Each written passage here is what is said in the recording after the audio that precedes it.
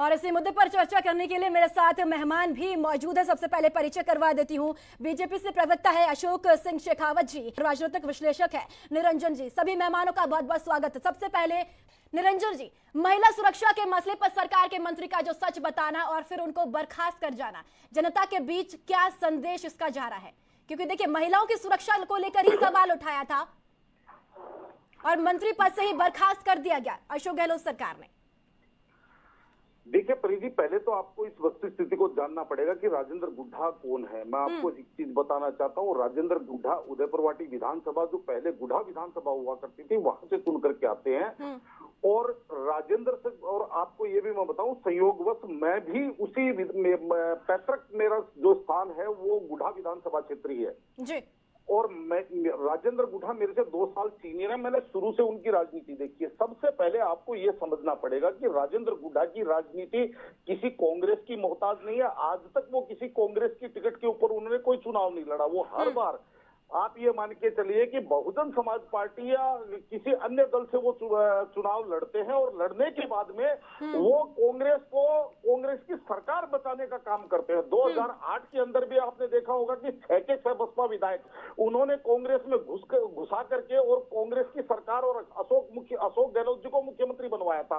और 2018 के अंदर भी आपने देखा होगा कि भी 2021 के अंदर जब अशोक गहलोत जी वहां गुड्ढा गांव में गए थे, तो वहां पे उन्होंने स्वयं अपने मुंह से यह स्वीकार की कि अगर राजेंद्र गुड्ढा जी अगर नहीं होते तो मेरी सरकार नहीं बच पाती। यानी कि राजेंद्र सिंह, क्योंकि बहुत करीबी माने जा रहे थे राजेंद्र गुड्ढा अशोक गहलोत के।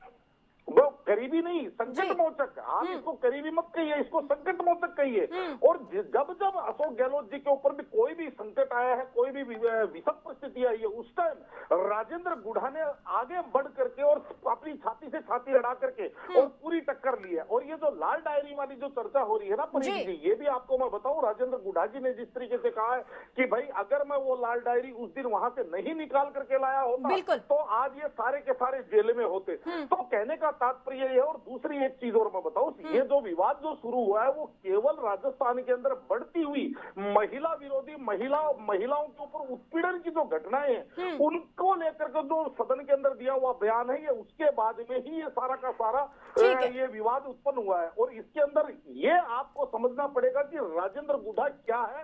राजेंद्र गुड्ढा उन्मुक्त बोलते हैं, जो होती है मुखर रूप से बोलते हैं, छाती ठोक करके बोलते हैं। और यही उनकी खासियत कहें या कांग्रेस को ये उसकी कमजोरी नजर आ रही हो या कमी नजर आ रही हो, लेकिन उन्होंने जिस तरीके से कहा और उसके बाद में कांग्रेस, राजस्थान कांग्रेस आलाकमान या अशोक गहलोत जी ने उनको कहीं ना कहीं हल्के में ले लिया। उनको सचिन पायलट की तरह सोचा मैं इनको मंत्री पद से बर्खास्त कर दूंगा और इनको दबाव में ले लूंगा। लेकिन राजेंद्र गुड्ढा स्वयं के संघर्ष से उत्पन्न हुई एक शक्ति है जो किसी दबाव में काम नहीं करते हैं, वो अपने दम पे काम करते हैं। चलिए ठीक है, निरंजन जी आपके पास आऊंगी। देखिए, मणिपुर की महिला सुरक्षा पर कांग्रेस खूब मुखर है, लेकिन उनके खुद के स्टेट राजस्थान में ही अपने मंत्री ने खोल दी है अपनी सरकार की पोल। अब ये चुनाव से ठीक पहले ये बगावत किसके लिए फायदेमंद होगी निरंजन जी राजस्थान में? क्योंकि विधानसभा चुनाव भी आने वाले और साथ में ही लोकसभा चुनाव भी 2024 के।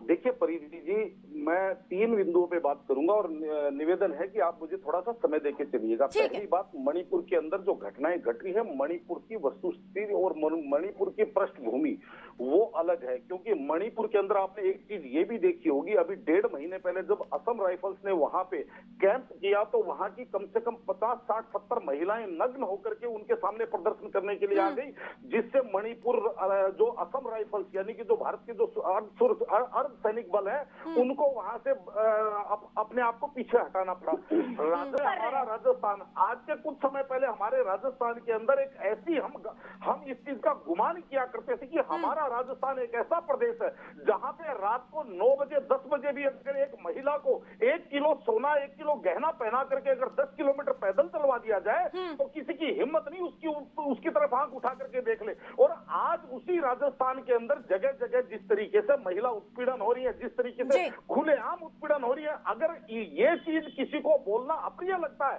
तो ये अप्रियता हम 100 बार करेंगे, ये भी मैं आपको बताऊं। और तीसरी बात, लाल डायरी की, राजेंद्र सिंह गुड्ढा जी छाती ठोक करके ये बात करें कि लाल डायरी के अंदर विधायकों की खरीद फरोख्त है, लाल डायरी के अंदर भ्रष्टाचार का बहुत बड़ा काला। चलिए ठीक